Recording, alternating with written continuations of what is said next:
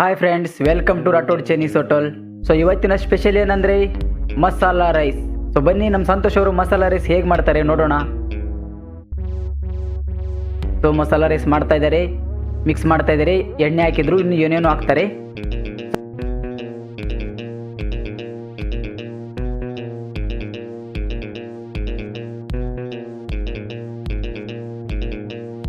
ನನ್ನ ಕೈಲಾಗಲ್ಲಂತ ತಿಳ್ಕೋಬೇಡಿ, ನನಗೆ ಯೋಗ್ಯತೆ ಇಲ್ಲ ಅಂತ ನೀವು ನಗಬೇಡಿ, ನಾನು ಸೋತೋಗ್ತೀನಂತ ಆಡ್ಕೋಬೇಡಿ, ನಾನು ಗೆದ್ದೆ ನೀವು ನನ್ನ ನೋಡಿ ಹುರ್ಕೋಬೇಡಿ. ಸೊ ಫೈನಲಿ ರೆಡಿ ಆಯಿತು ಮಸಾಲಾ ರೈಸ್.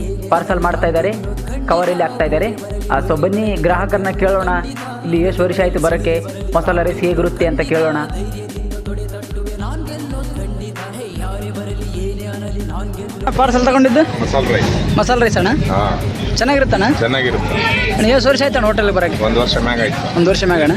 ರೆಗ್ಯುಲರ್ ಆಗಿ ಬರ್ತೀರಿ? ರೆಗ್ಯುಲರ್ ಬರ್ತೀವಿ.